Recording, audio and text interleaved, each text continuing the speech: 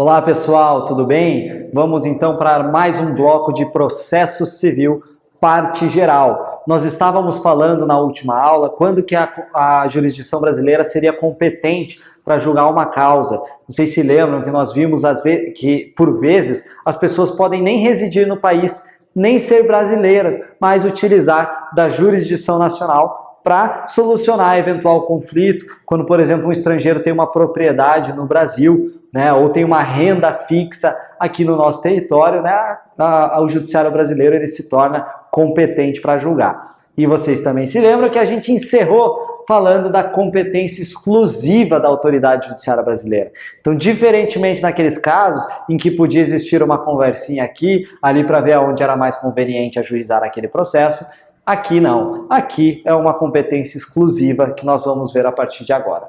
Tá bom? Vamos ver quando somente a jurisdição nacional tem competência. Conhecer ações relativas a imóveis situados no Brasil. Então, quando temos uma discussão em torno de um imóvel e este imóvel está situado no Brasil, somente a autoridade judiciária brasileira será competente para julgar.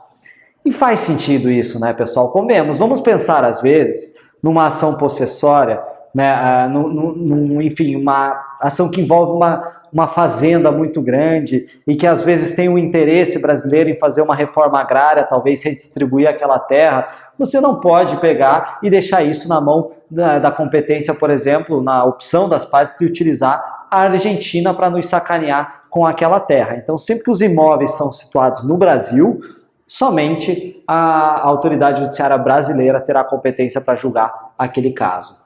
Ou ainda, proceder à confirmação de testamento, inventário e partilhas de bens situados no Brasil, independentemente de domicílio ou nacionalidade do autor.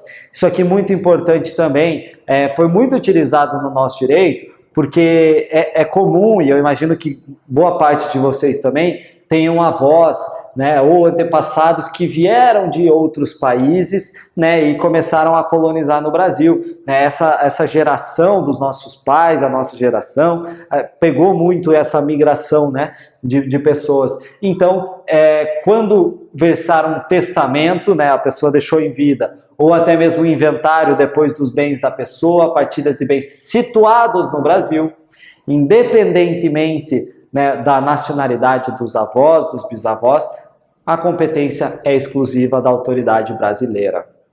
Ou ainda, proceder à partilha de bens de divórcio, separação judicial ou dissolução de união estável de bens situados no Brasil, independentemente de domicílio ou nacionalidade do titular. A regrinha aqui é a mesma, só que aqui a gente está falando de um evento morte. Aqui a gente está falando de um evento liberdade, que é a separação. Não, brincadeira. Mas aqui é um divórcio, uma separação, uma dissolução de união estável, tá bom? Então é o mesmo requisito, né, independentemente de nacionalidade ou domicílio, mas aqui no caso de morte, aqui no caso de uma separação. Vamos adiante. Quando que não compete à autoridade judiciária brasileira? Artigo 25. Não compete à autoridade judiciária brasileira o processamento e o julgamento da ação quando houver cláusula de eleição de foro exclusivo estrangeiro em contrato internacional arguída pelo réu na contestação. Vixe, professor, agora complicou. O que seria uma cláusula de eleição de foro exclusivo estrangeiro em contrato internacional? Parece muito complexo, pessoal, mas não é. E, inclusive, eu tenho bons exemplos disso, porque quem me conhece, né, na minha atuação como advogado sabe que eu atuo também na parte de direito desportivo, né? Então, por vezes, o que acontece? Nós temos um atleta, vamos supor um jogador de futebol, ele está saindo de um clube no Brasil e está sendo contratado por um clube na Europa, vamos supor um clube inglês. Aí esse clube inglês fala assim, ó, eu estou contratando o teu atleta, o atleta brasileiro fala para o clube, eu estou contratando e eu vou emprestar ele para um clube espanhol, para ele ganhar ali uma maturação, né, porque ele ainda é muito novo, acabou de fazer 18 anos, e daí ele volta para mim, e daí ali a gente tem um contrato que tem um percentual, tantos minutos, se ele jogar mais de 10 minutos por partida no ano, eu te pago mais 1 milhão, e assim vai, né? Aqueles valores que você vê vultuosos, né, que percorrem esse meio, e daí você é advogado desse atleta. Aí você fala assim, poxa vida, eu estou no Brasil, quem está comprando é um clube inglês, que está emprestando, que ele vai ter que cumprir meta num clube espanhol. Fala assim, meu Deus, se tiver um problema, se eles não me pagarem, aonde que eu vou executar esse contrato? Aonde que eu vou cobrar? Vocês estão entendendo a complexidade dessa relação jurídica? Só que tem um porém nesse meu exemplo que eu estou dando. A gente tem, né, uma entidade privada que defende o direito dos atletas, que muitos de vocês devem conhecer, que é a FIFA. A FIFA, ela é sediada na Suíça. Então, o que eu posso fazer nesse contrato, uma vez que a FIFA tem câmaras de arbitragem para julgar conflitos? Eu pego e coloco neste contrato internacional uma cláusula de eleição de foro exclusivo suíço. Porque daí eu quero que a FIFA julgue no caso de problema, porque daí ela cobra para mim o clube se ele não me pagar, né? Porque ela é uma entidade que auxilia esse mundo do futebol. Então, nada mais é a cláusula de eleição de foro do que você indicar no contrato aonde você quer que aquele processo seja ajuizado, se eventualmente tiver um problema ali naquele procedimento.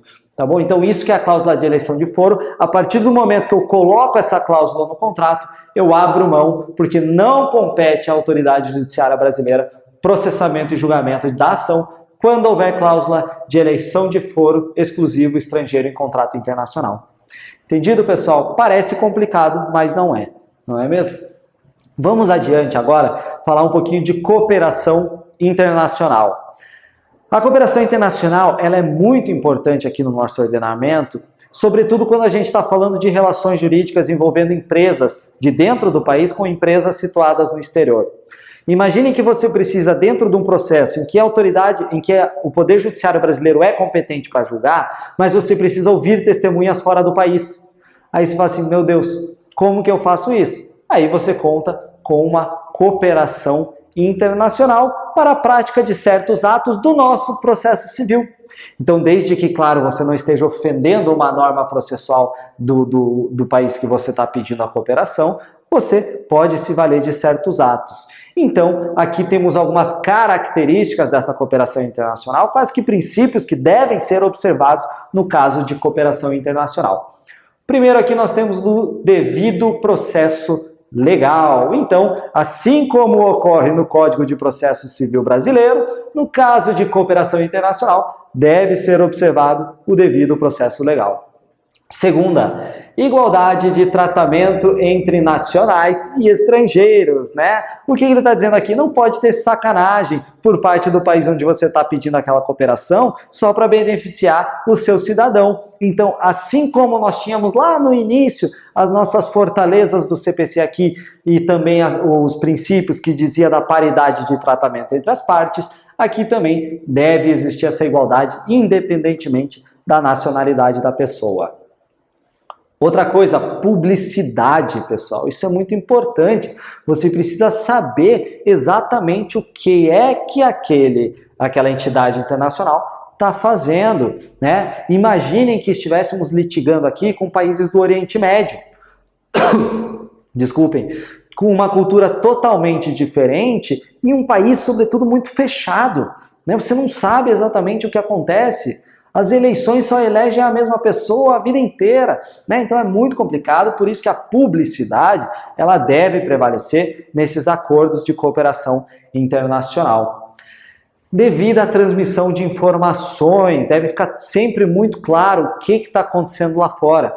Olha, eu te pedi para você citar uma pessoa, por exemplo, e daí eles não conseguem citar. É explicar exatamente o porquê que a pessoa não foi citada.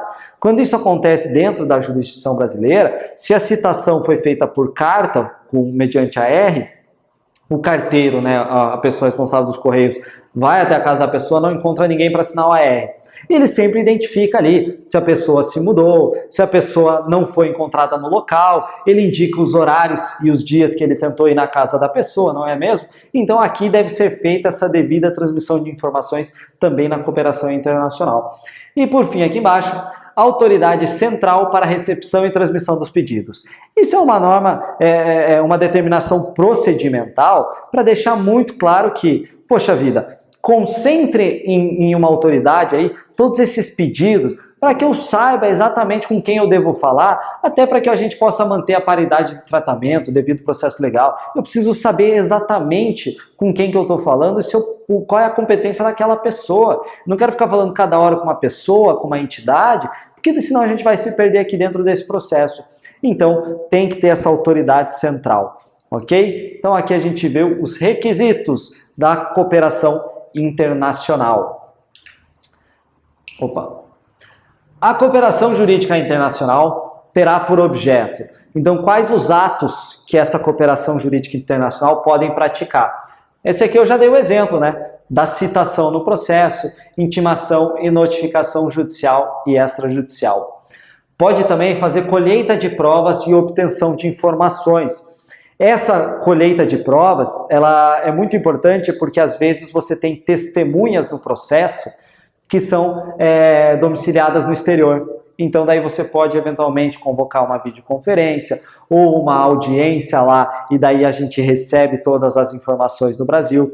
É claro que são procedimentos um pouco mais demorados. Lembra que eu falei lá no início que a duração razoável do processo por vezes era mitigada e quando tem cooperação internacional isso tende a ficar ainda mais evidente. Mas então, de fato, você pode fazer essa oitiva de testemunha lá por meio da cooperação internacional. A homologação e cumprimento de decisão, também, isso é muito importante, já no processo de execução. Concessão de medida judicial de urgência. Nós vamos ver como que ocorre exatamente aqui no Brasil, ainda na parte geral de processo civil a gente vai falar das tutelas, e isso vai ficar mais claro para vocês. Assistência jurídica internacional, também é uma forma de cooperação. Qualquer outra medida judicial ou extrajudicial não proibida pela lei brasileira. Ou seja, cooperação internacional pode tudo, desde que não seja vedado pelo nosso ordenamento brasileiro, não é mesmo? Artigo 40 do CPC. A cooperação jurídica internacional para execução de decisão estrangeira dá-se-á por meio de carta rogatória ou de ação de homologação de sentença estrangeira, de acordo com o artigo 960. Primeira observação que eu quero fazer para vocês é desse termo aqui, carta rogatória. O que é isso?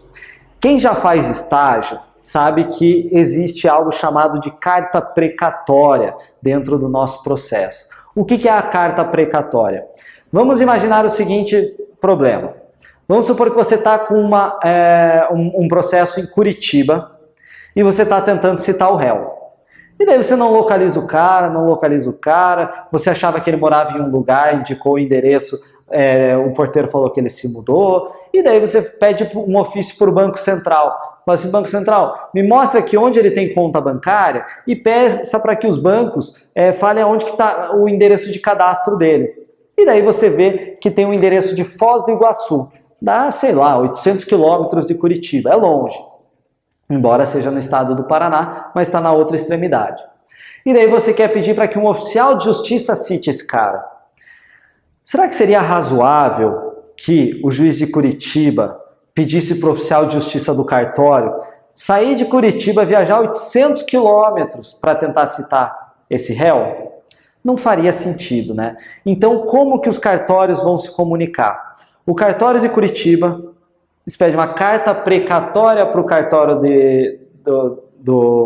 qual era a cidade? Foz do Iguaçu.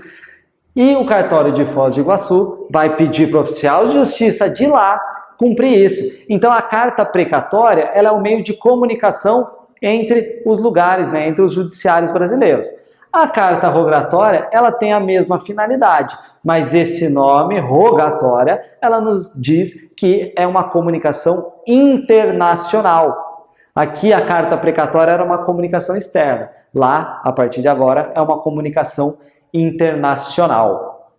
E aqui, essa segunda parte do artigo 40, eu coloquei um conceito.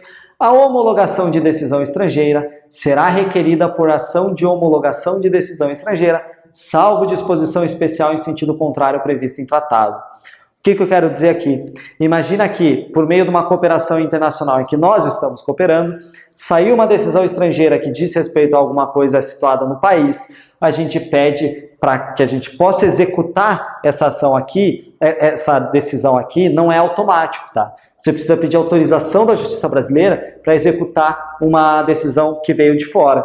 E essa ação é a ação de homologação de decisão estrangeira. Isso que vocês precisam saber, que não é automático. Ah, mas o judiciário lá dos Estados Unidos já me deu esse direito. Tudo bem, pegue aquela decisão e peça para um juiz daqui homologar essa decisão. Tá? Não é que ele está invalidando, ele só quer ter o controle dessas decisões. Vamos adiante. Tá? Artigo 42. As causas cíveis serão processadas e decididas pelo juiz nos limites de sua competência, ressalvado às partes o direito de instituir juízo arbitral na forma da lei. Muito simples. Causa de matéria civil, quem tem competência para julgar é o juiz de vara civil. Então, ele só pode julgar nos limites de sua competência. O que isso quer dizer também? Que se um juiz civil receber uma demanda trabalhista, ele é incompetente para julgar aquela demanda. E esse é o termo utilizado mesmo, incompetência do juiz, tá? Porque a competência dele está na vara civil. E aqui a segunda parte, ressalvado às partes o direito de instituir juízo arbitral, também é algo que relativamente novo no nosso ordenamento brasileiro, que as partes podem optar por resolver os seus litígios por meio de uma arbitragem.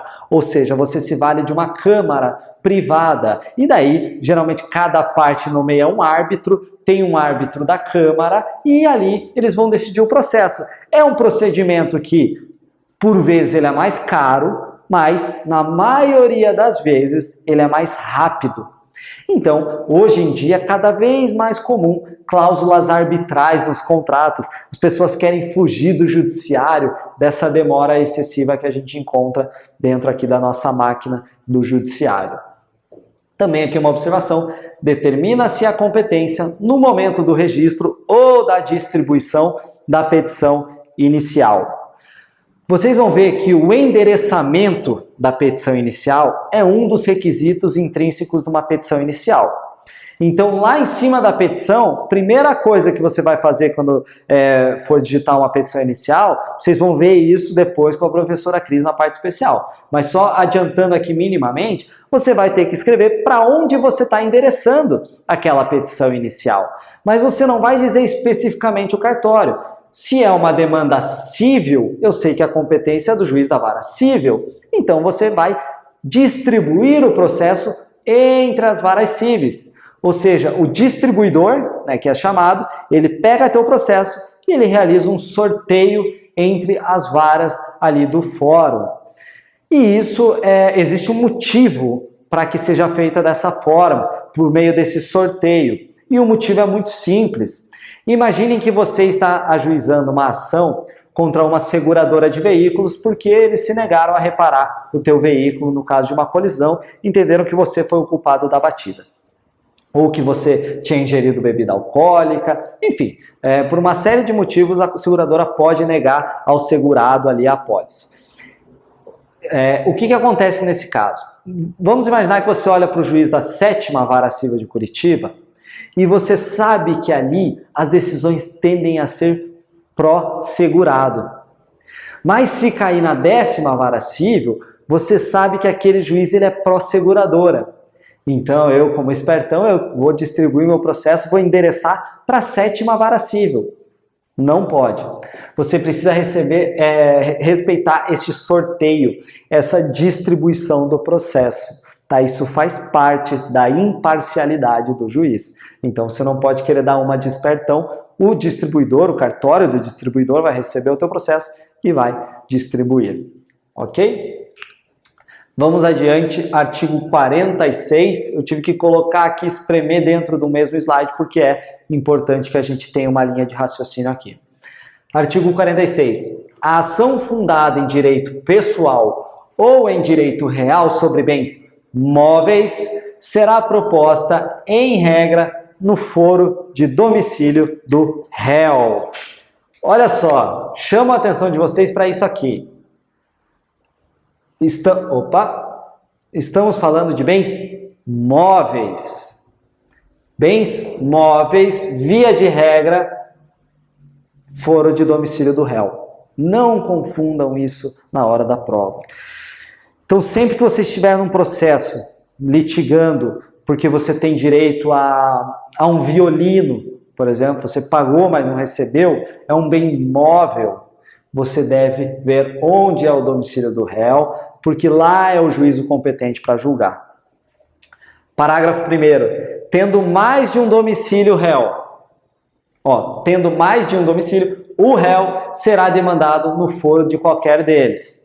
Aí você tem uma medida de escolha. A regra é bens móveis, domicílio do réu. Ah, mas ele é domiciliado tanto em São Paulo quanto no Rio de Janeiro. Aí tudo bem, você pode escolher se você quer ir para São Paulo ou se você quer ir para o Rio de Janeiro. Mas prestem atenção aqui numa observação. O legislador não disse ou onde tiver outra propriedade o réu. Ele diz ou onde tiver domicílio, né? Mais de um domicílio. Então isso também precisa restar demonstrado na tua petição inicial. Às vezes o réu, ele é um empresário, ele mora em São Paulo de segunda a quinta-feira e de quinta-feira na parte da noite até segunda-feira de manhã, ele mora com a família em Santos, por exemplo. Então ali ele tem 2 domicílios de fato, mas não é meramente 2 propriedades. Parágrafo 2º. Sendo incerto ou desconhecido o domicílio do réu, ele poderá ser demandado onde for encontrado ou no foro de domicílio do autor. Então veja, você só tem a opção, você como autor, de ajuizar no seu próprio domicílio se você não souber de fato onde é o domicílio do réu.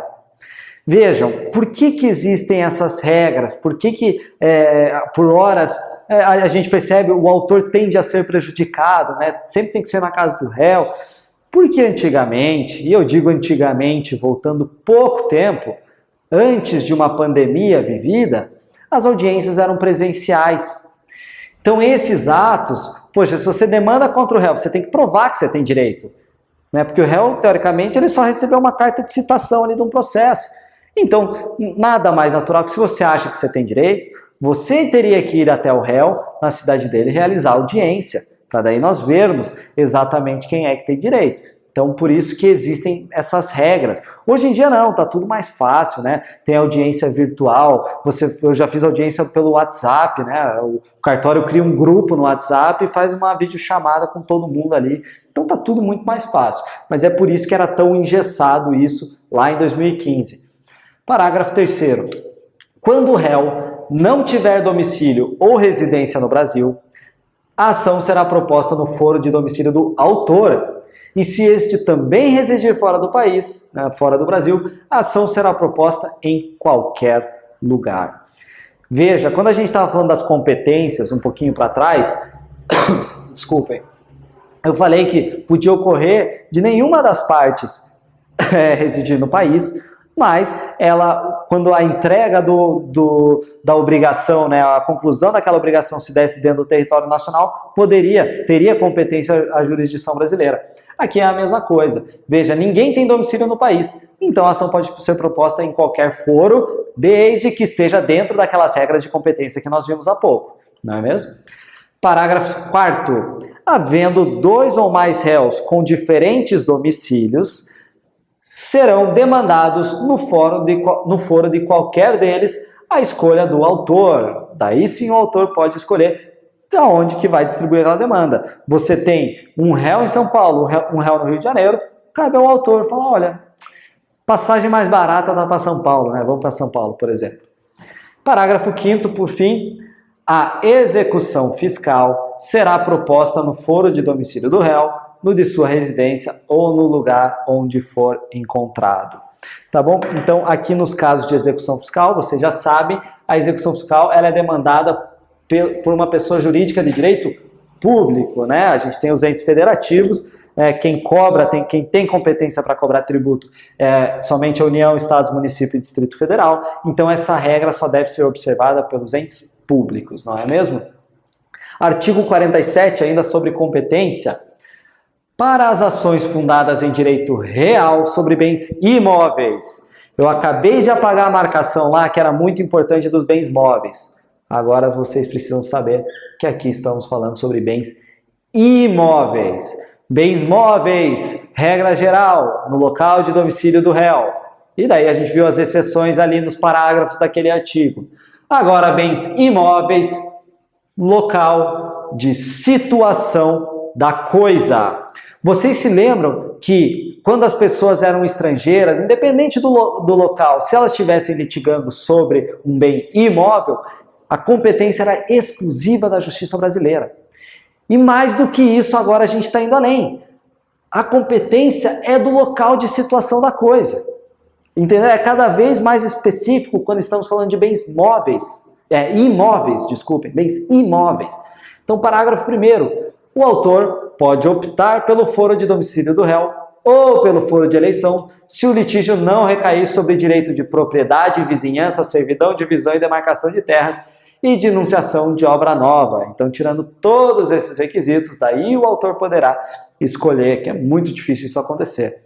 E parágrafo 2º, a ação possessória imobiliária será proposta no foro de situação da coisa, cujo juízo tem competência absoluta. Isso aqui é inegociável. Para quem já assistiu às aulas de direitos reais, que eu tive o prazer de estar acompanhando vocês também, vocês viram as ações processórias, né? Uma reintegração de posse, uma manutenção de posse, a competência absoluta do juízo em que estiver situada a coisa, ou seja, o imóvel.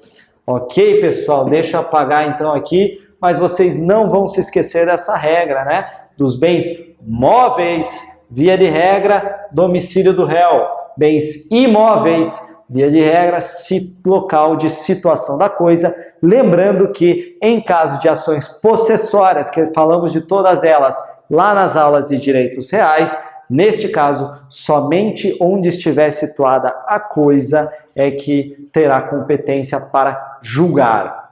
E aqui eu encerro o nosso bloco com esse artigo gigantesco, aqui o artigo 53 do Código de Processo Civil, que eu coloquei menor para centralizar somente em uma tela. Vocês podem pausar, podem ler com calma cada um deles. Então a gente tem a opção aqui do divórcio, que vai nos indicar exatamente qual for a competente. Vocês se lembram que lá no começo da parte geral, eu falei que o nosso código ele nos trazia todos os procedimentos, né, para você fazer valer o direito. E eu disse também, primeira coisa que eu falei aqui na nossa disciplina, eu falei, muita gente naquela ansiedade de fazer petição inicial, contestação, recurso. Aí eu trouxe a notícia de que a gente não entraria nessa parte aqui, né, na aula de processo civil, na parte geral. E eu sei que muita gente desanimou, isso é natural, mas veja só, a gente está falando de competência de foro.